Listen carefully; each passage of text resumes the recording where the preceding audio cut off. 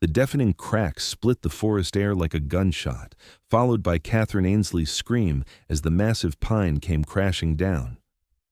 In that terrible moment, as dust and pine needles clouded the late afternoon sun, her life in the untamed Colorado wilderness of 1875 changed forever. Catherine had always considered herself capable and independent traits necessary for a young woman of 22 living on the outskirts of Kearney, Colorado. The small frontier settlement had been her home for just 6 months, yet she'd quickly established herself as the town's only seamstress, with skilled hands that could transform rough fabrics into serviceable garments for the town's inhabitants. That spring day, she'd ventured into the forest to gather pine saps and herbs, materials she needed for her homemade remedies and dyes. The thunderstorm had come without warning, winds howling through the trees with unnatural force. She'd been hurrying back toward town when the lightning struck, and the great pine, weakened by disease, gave way directly in her path. Now she lay trapped, the massive trunk pinning her lower body to the forest floor. The initial shock had given way to a throbbing pain that radiated from her legs and hips. Rain began to fall, gentle at first, then in heavy sheets that plastered her chestnut hair to her face and soaked her simple cotton dress. "Help!" Catherine screamed, her voice barely audible above the storm. "Somebody help me!" But the forest path was seldom traveled, especially in such weather. Fear gripped her heart as the realization dawned that she might die here, alone under the weight of the fallen pine. As consciousness began to fade, the sound of hoofbeats penetrated the drumming rain. Through blurred vision, she saw a figure dismount and approach cautiously. "Miss, can you hear me?" The voice was deep, tinged with concern. Catherine struggled to focus as a man knelt beside her, rain dripping from the brim of his wide-brimmed hat.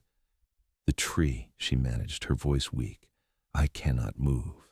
Yancy Lowell had been riding the boundary of what he hoped would soon be his ranch when the storm hit. At 30 years old, he'd spent most of his life as a cattle driver, saving every penny until he could afford the small plot of land outside Kearney. He'd been surveying the property when he heard what sounded like a woman's scream carried on the wind. Now, assessing the situation with experienced eyes, he knew the woman was in grave danger. The massive pine had her firmly trapped, and the longer she remained pinned, the less chance she had of surviving without serious injury. "Don't you worry, miss. I'll get you out," he said, removing his duster and draping it over her to provide some shelter from the rain. "What's your name?" "Catherine," she whispered through chattering teeth. "Catherine Ainsley." "Miss Ainsley, I'm Yancy Lowell. I'm going to try to lift this tree enough for you to pull free. When I tell you, I need you to drag yourself out as quick as you can. Can you do that?" She nodded weakly, and Yancy positioned himself at the thickest part of the trunk that lay across her legs. He squatted down, set his shoulder under the rough bark, and took a deep breath. "Ready?" When she nodded again, he summoned all his strength and heaved upward. The tree barely moved. Adjusting his stance, Yancy tried again, muscles straining against the impossible weight. This time, the trunk shifted slightly, but not enough. Rain continued to pour, making the bark slick under his hands. "One more try," he grunted, his face reddening with effort. Catherine watched as the stranger planted his boots firmly in the mud and lifted again. Veins stood out on his neck and forehead as he strained against the massive weight. Slowly, inch by agonizing inch, the tree began to rise. His arms shook violently with the effort, but he didn't relent.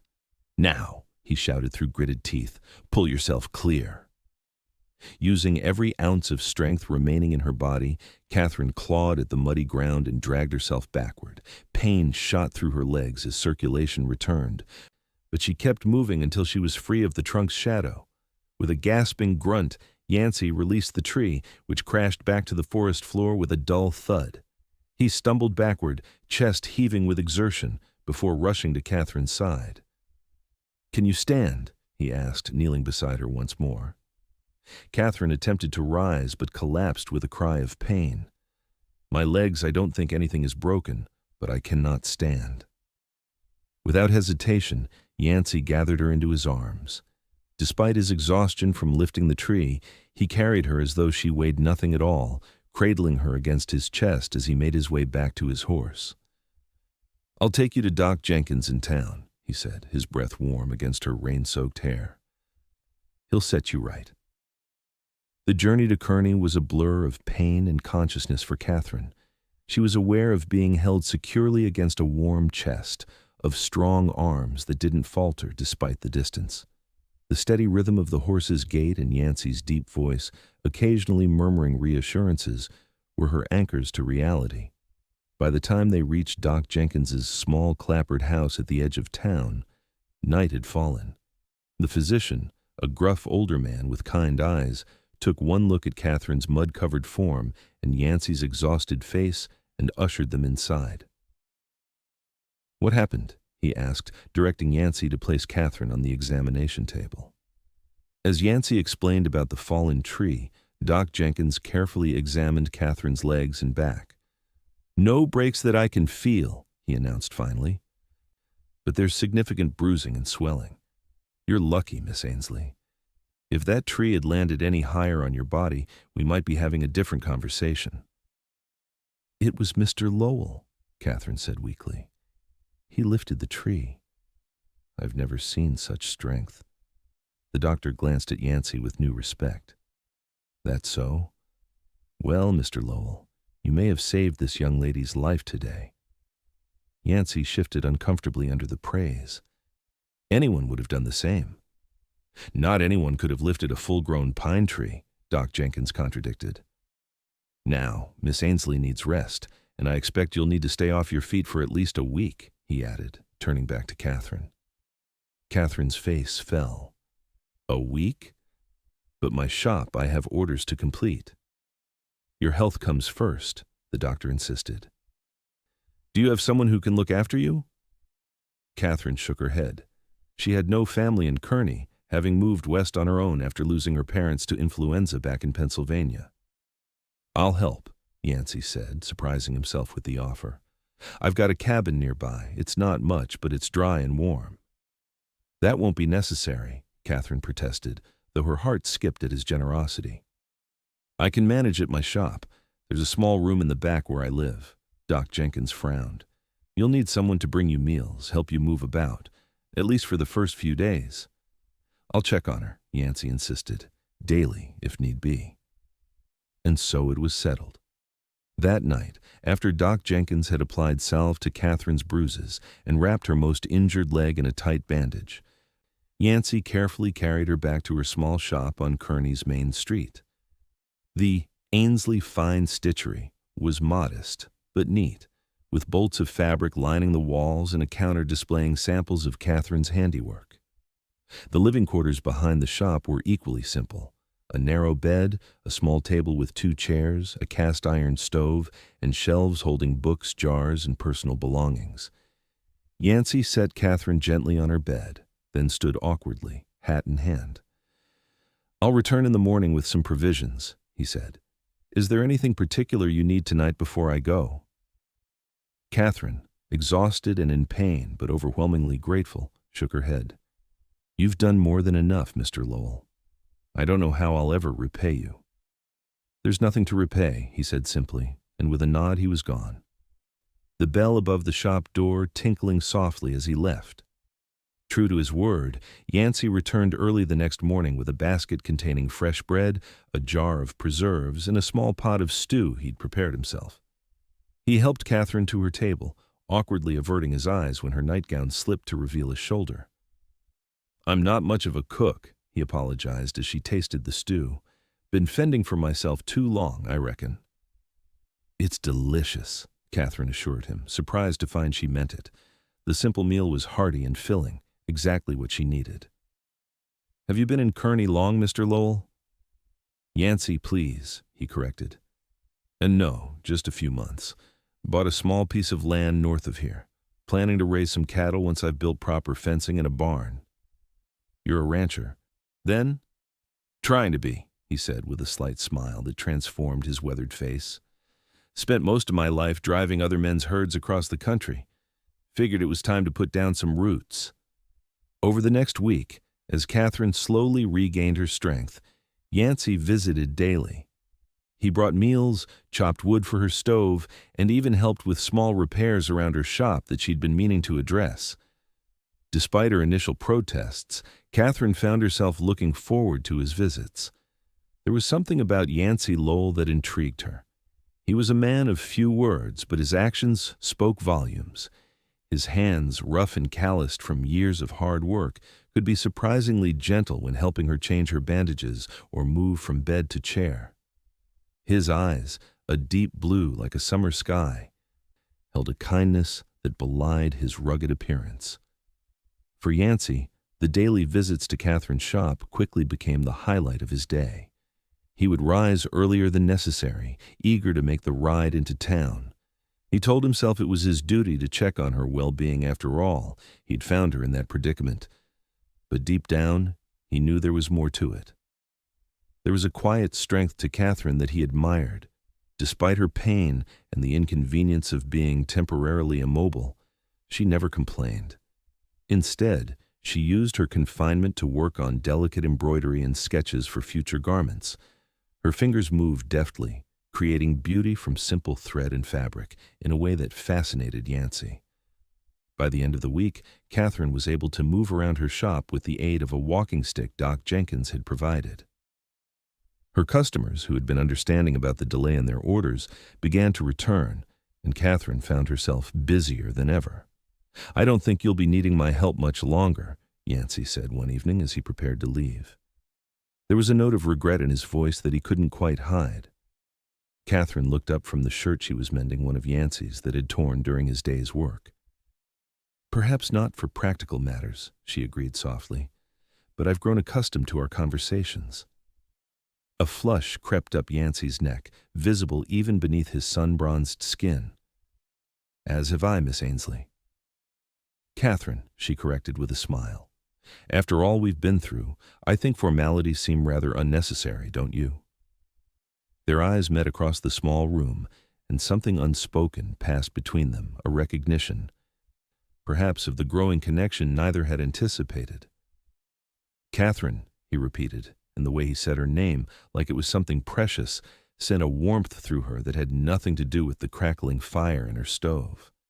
The following Sunday, when Catherine felt strong enough to attend church for the first time since her accident, she was surprised and pleased to find Yancy waiting outside her shop. He was dressed in his best clothes, a clean shirt, pressed trousers, and a string tie, his usually unruly dark hair slicked back with water. "I thought you might appreciate an escort," he said, offering his arm. Together they walked slowly to the small white church at the center of town, Catherine leaning on her walking stick and occasionally on Yancy's steady arm. The townsfolk greeted them warmly, many stopping to express their relief at Catherine's recovery and to shake Yancy's hand in recognition of his heroic act. After the service, as they stood in the churchyard beneath the bright Colorado sun, Kearney's mayor approached them. "Miss Ainsley, Mr. Lowell," he greeted, his round face beaming. "Wonderful to see you both. The town council and I have been discussing what happened, and we'd like to organize a small gathering in your honor, Mr. Lowell. Your bravery deserves recognition." Yancy immediately shook his head. "That's not necessary, Mayor. I was just in the right place at the right time." "Nonsense," the mayor insisted. "What you did was extraordinary. Miss Ainsley might have perished out there if not for you. We're thinking next Saturday evening at the town hall. A simple affair, some food and music. What do you say?" Before Yancy could refuse again, Catherine placed her hand on his arm. "I think it's a wonderful idea," she said. "The town should know what kind of man has joined our community." Faced with Catherine's encouraging smile, Yancy found he couldn't refuse. "All right then," he conceded, "though I still say it's making too much of a simple act." As they walked back toward Catherine's shop, she glanced at him curiously. "Why does it make you so uncomfortable to be recognized for what you did? Most men would welcome such attention." Yancy was silent for a long moment. "I've never been one to seek the spotlight," he finally said. And what happened that day, it wasn't about being heroic. It was about doing what needed to be done. His humility only increased Catherine's admiration. In a world where men often boasted of their accomplishments, exaggerating tales of bravery over whiskey at the saloon, Yancy's quiet dignity stood out like a beacon. The gathering in Yancy's honor turned out to be larger than the mayor had implied. It seemed all of Kearney had turned out for the occasion, filling the town hall to capacity. Tables laden with food lined the walls, and a small band played lively tunes at one end of the room. Catherine had spent the week creating a new dress for the occasion, a simple but elegant creation in deep blue that matched her eyes. When Yancy arrived to escort her to the town hall, his appreciative gaze made her cheeks flush with pleasure. "You look beautiful," he said simply, offering his arm once more. At the gathering, Yancy endured the attention with good grace, accepting handshakes and backslaps from the men and shy smiles from the women. The mayor made a speech, presenting Yancy with a small silver pocket watch engraved with the date and a simple message. For extraordinary courage, the town of Kearney, Colorado. As the evening progressed and the band struck up a waltz, Yancy turned to Catherine, who was seated beside him at the head table. "Would you care to dance?" he asked, his voice low. Catherine hesitated, glancing at her walking stick. "I'm not sure I can." "We'll go slow," he promised. "I'll make sure you don't fall." With his support, Catherine found she could indeed dance, moving carefully to the gentle rhythm of the music. Yancy's hand at her waist was strong and reassuring, his steps measured to accommodate her still healing injuries. "Everyone is watching us," Catherine whispered, aware of the curious gazes following their progress around the floor. "Let them watch," Yancy replied. "I'm only seeing you." The simple declaration made Catherine's heart race. As they swayed together, the rest of the room seemed to fade away, leaving only the two of them in a world of their own creation. That night marked a turning point in their relationship. In the weeks that followed, as spring gave way to summer, Yancy began courting Catherine in earnest. He would arrive at her shop with wildflowers gathered from the prairies surrounding his land. They shared meals at the town's small restaurant and Sunday picnics by the creek that ran along the edge of Yancy's property. Catherine's leg healed completely, though she occasionally felt a twinge when rain was coming, a permanent reminder of that fateful day in the forest. She continued to build her business, receiving commissions not just from Kearney's residents, but from neighboring towns as well. Her reputation for fine needlework spread, bringing new customers and opportunities. Yancy, meanwhile, worked tirelessly on his ranch. With Catherine's encouragement, he purchased a small herd of cattle and began the arduous process of establishing himself as a legitimate rancher. The days were long and the work backbreaking, but each evening when he returned to his cabin, exhausted and sore, the thought of Catherine and their future together renewed his determination. Their courtship was not without challenges. Catherine's growing business success attracted attention, including that of Clayton Murray, the son of Kearney's wealthiest citizen. Murray, who owned the town's bank and several businesses, began to call at Catherine's shop with increasing frequency, ostensibly to order shirts and vests, but clearly with other intentions. "You've become quite the success story, Miss Ainsley," Murray remarked one afternoon, leaning against her counter as Catherine measured him for a new waistcoat. "A woman of your talents deserves to move in elevated circles." Catherine maintained her professional demeanor, though she disliked the way Murray's eyes lingered on her. "I'm quite content with my current circumstances, Mr. Murray." "Are you?" he persisted.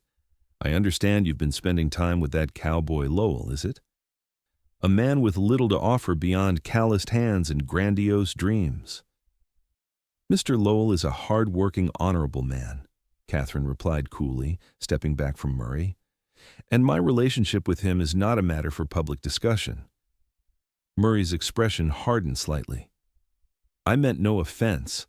I simply believe a woman like you could aspire to more advantageous connections.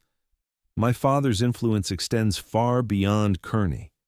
With the right husband, You could establish shops in Denver, even San Francisco." Before Catherine could respond, the bell above the door jingled, and Yancy entered. He assessed the situation with a quick glance, noting Catherine's discomfort and Murray's proprietary stance.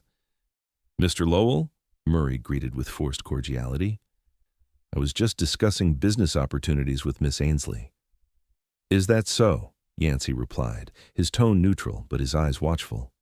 "Catherine's quite capable of managing her own affairs." Murray smiled thinly. "Of course. Well, I'll expect that waistcoat within the fortnight, Miss Ainsley. Good day to you both." After Murray left, Catherine sank into a chair, suddenly weary. "That man," she sighed. "He comes in here with his thinly veiled propositions, as though I would be swayed by promises of wealth and status."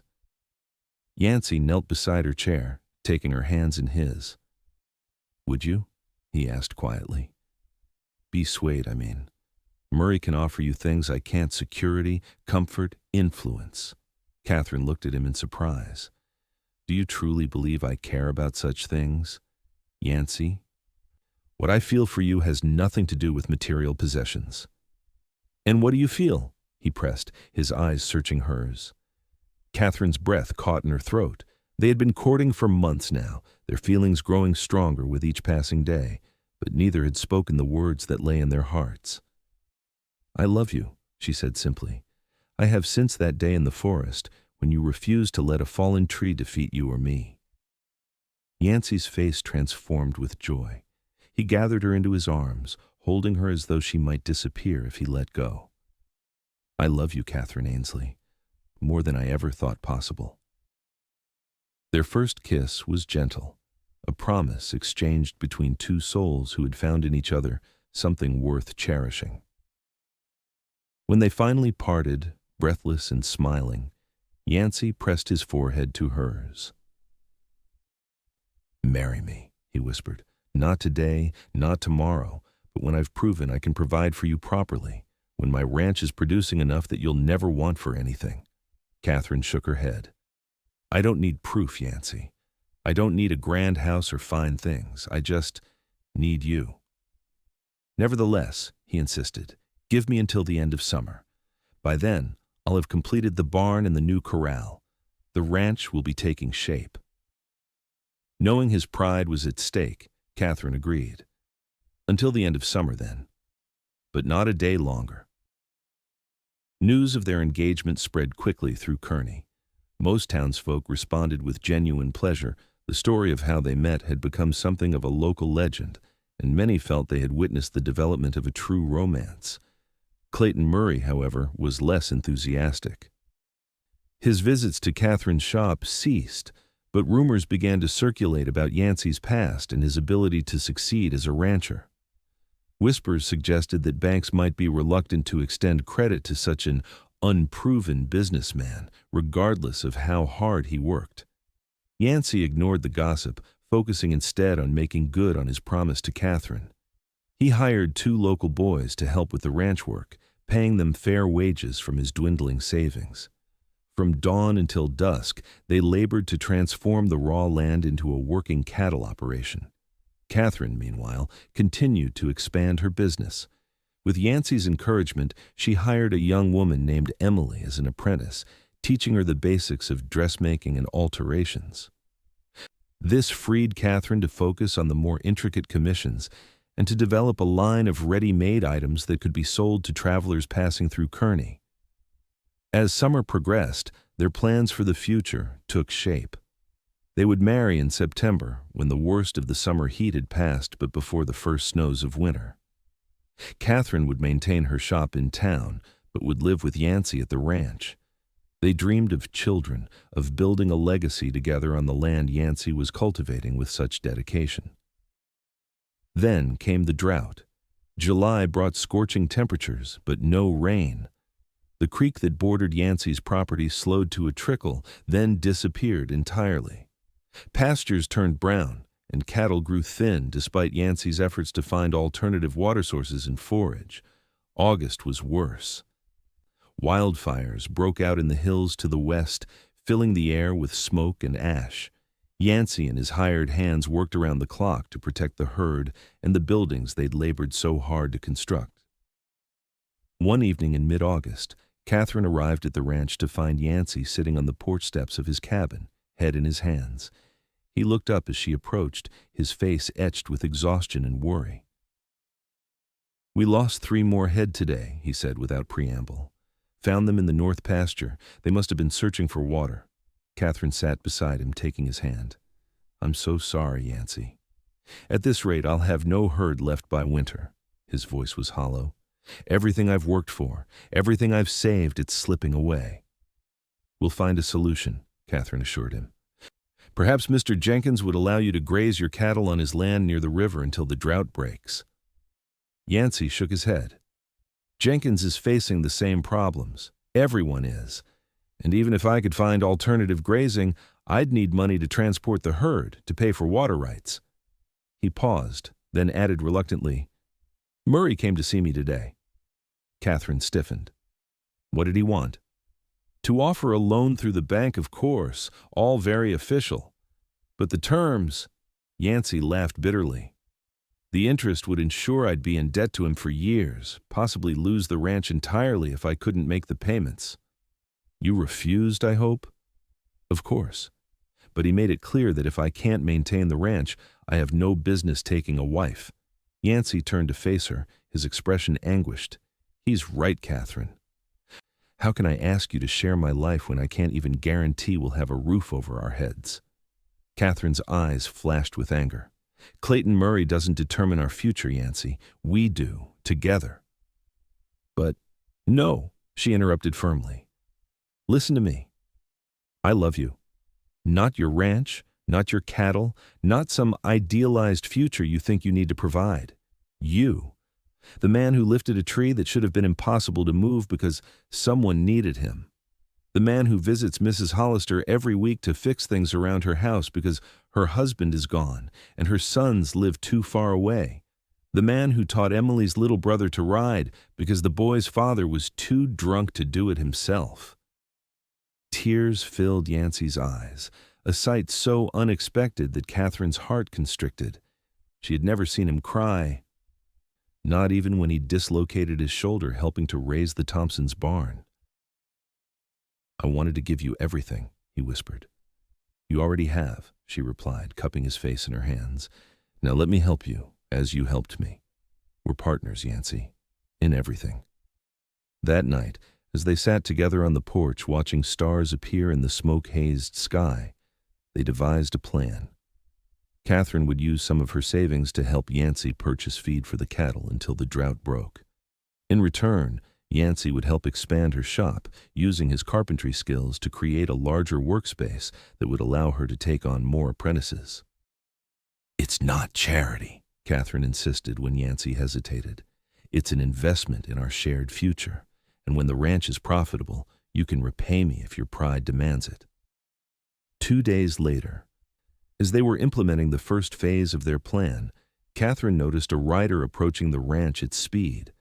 It was Tommy Jenkins, the doctor's son, his horse lathered with exertion.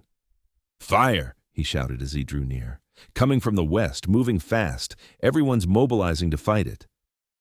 Yancy was already moving, shouting instructions to his hands. "Get the cattle to the east pasture. Bring every water barrel we have to the main house." Catherine ran to help, filling buckets from the well and soaking blankets that could be used to beat out flames. Within an hour, the fire was visible, a wall of orange and red advancing through the dry grass and scrub that separated Yancy's ranch from the neighboring property. The men of Kearney arrived in wagons and on horseback, bringing shovels, axes, and determination. They began digging a firebreak, a wide swath of bare earth that might halt the flames' advance. Women and older children formed bucket brigades, while the youngest children were sent to the relative safety of town with a few adults to supervise. Catherine refused to leave. Side by side with Yancy, she worked tirelessly, her dress scorched and her face blackened with soot. When the wind shifted suddenly, sending the fire racing toward the newly constructed barn, it was Catherine who spotted the danger first. "The barn!" she screamed over the roar of the flames. "It's going to reach the barn!" Yancy and several other men rushed to intercept the fire, beating at the flames with wet blankets. For a moment, it seemed they might succeed in turning the blaze away from the structure. Then a burning branch, carried by the wind, landed on the barn's roof. Within minutes, the barn was engulfed. All they could do was prevent the fire from spreading to the cabin and other buildings. By nightfall, the worst was over. The firebreak had largely held, though spot fires continued to flare where embers had jumped the line. The human cost was mercifully low burns and smoke inhalation, but no deaths. The material cost, however, was devastating. Yancy's barn was gone, along with most of his tools and equipment. Nearly half his grazing land was charred beyond use for the foreseeable future, and 5 more cattle had perished, trapped in a ravine as they fled the flames. As the townspeople began the weary journey back to Kearney, many stopped to offer condolences and promises of help with rebuilding. Yancy accepted their words with quiet gratitude, though Catherine could see the despair building behind his stoic expression. When they were finally alone, standing amidst the smoking ruins of what had been their future, Yancy turned to her with resignation in his eyes. "I release you from our engagement," he said, his voice rough from smoke and emotion. "You deserve better than this, better than a man who can't even protect what he's built." Catherine stared at him in disbelief, then did something that surprised them both. She slapped him not hard, but enough to shock him out of his self-pity. "Don't you dare," she said, her voice shaking with fury. "Don't you dare try to make this decision for me. I choose you, Yancy Lowell. Today, tomorrow, and every day after that. Fire, drought, poverty, none of it changes how I feel." She was crying now, tears cutting clean tracks through the soot on her face. "When I was pinned beneath that tree, I thought I was going to die. But you came, and you saved me. You lifted until your arms shook, until every muscle must have screamed in protest, but you didn't stop. That's who you are. That's who I love. A man who doesn't stop fighting, no matter how impossible the odds." Yancy stood frozen, her handprint faintly visible on his cheek. Then, with a sound that was half sob, half laugh, he pulled her into his arms. "I'm sorry," he murmured against her hair. "You're right. We face this together." They were married 2 weeks later, not in the grand ceremony they had planned, but in a simple service at the church in Kearney. Catherine wore a dress of cream-colored muslin adorned with lace she had salvaged from her mother's wedding gown. Yancy wore his best suit, freshly brushed and pressed despite the lingering smell of smoke that seemed to cling to everything they owned. The entire town turned out for the occasion, bearing gifts both practical and sentimental. Mayor Thompson presented them with a land deed, a small parcel adjacent to Yancy's property, purchased with funds collected from the townsfolk. "A wedding gift," he explained, "and a thank you to both of you for your courage during the fire. Many more homes might have been lost if not for your warning and leadership." Doc Jenkins and his wife gave them a young milk cow to replace one lost in the fire. The blacksmith offered a set of new tools for Yancy, while the general store owner provided seeds and supplies for replanting. Even Clayton Murray contributed, albeit grudgingly, with a bank draft that would cover the cost of lumber for a new barn. "Consider it an investment in Kearney's future," Murray said stiffly. "A town is only as strong as its citizens." Catherine suspected Mayor Thompson had had something to do with Murray's unexpected generosity, but she accepted the gift with grace. "Thank you, Mr. Murray. Your contribution will make a significant difference in our recovery." The months that followed their wedding were not easy. They lived in Yancy's small cabin while working to rebuild what had been lost. Catherine continued running her shop in town, now with 2 apprentices to help manage the increasing workload. Emily proved to have a natural talent for design, allowing Catherine to focus on the most profitable custom orders. Yancy, with the help of neighbors and friends, constructed a new barn, larger and sturdier than the original.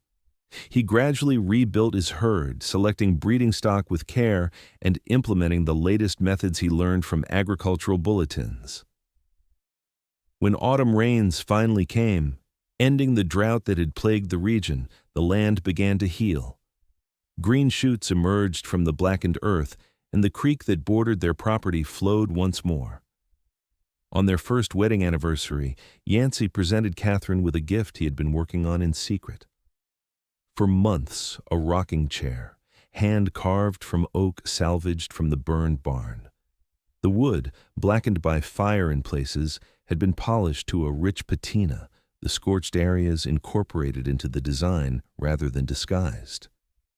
"It's beautiful," Catherine breathed, running her fingers over the smooth armrests. "Like a phoenix, reborn from ashes." "Like us," Yancy agreed, placing his hand over hers. "Stronger for having faced the fire?" Catherine smiled, placing her free hand on her abdomen, which had just begun to show the first slight roundness of pregnancy. "Like our family." Yancy's eyes widened. "Are you certain?" "Doc Jenkins confirmed it yesterday," she nodded, her eyes shining. "We're going to have a baby, Yancy, next spring." His whoop of joy could probably be heard all the way to town. He lifted Catherine carefully, mindful of her condition, and spun her in a circle of pure happiness. Their daughter, Elizabeth, was born the following April, a healthy child with Catherine's blue eyes and Yancy's dark hair. She grew into a spirited toddler who loved to help her parents with their work, whether that meant handing tools to her father as he mended fences or sorting fabric scraps in her mother's shop. By the time Elizabeth was 3, the ranch had become profitable enough that Yancy could hire a permanent foreman, allowing him more time to focus on expansion and innovation.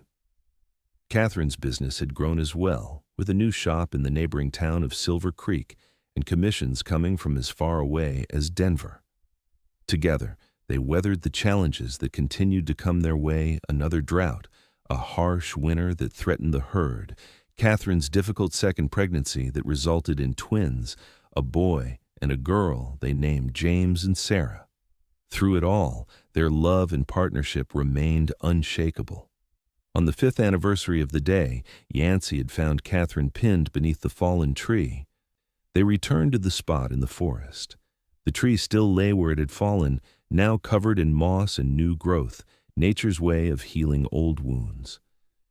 "It seems smaller somehow," Catherine remarked, standing with her hand in Yancy's, their children playing nearby under the watchful eye of Emily, who had become like family over the years. "Everything seems smaller when you've faced it and survived," Yancy replied.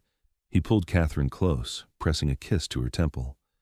"Do you ever think about how different our lives might have been if that tree hadn't fallen? If I hadn't heard your scream that day?" Catherine considered the question, watching as Elizabeth showed her younger siblings how to make daisy chains. "I can't imagine any life but this one," she said finally. "Perhaps it wasn't the tree that was fate, but what came after you lifting it, refusing to let it defeat either of us." "I'd lift 100 trees to find my way to you," Yancy murmured. Catherine smiled, resting her head against his shoulder. "I know you would. That's why I love you." As they walked back toward home, toward the life they had built together from courage, determination, and unwavering love, Catherine reflected on the journey that had brought them to this moment. From tragedy had come triumph. From pain, joy. From a fallen tree in a storm-racked forest, a family and a future neither could have imagined alone. And if her legs still ached sometimes when rain was coming, well, that was a small price to pay for the happiness she had found in Yancy's arms.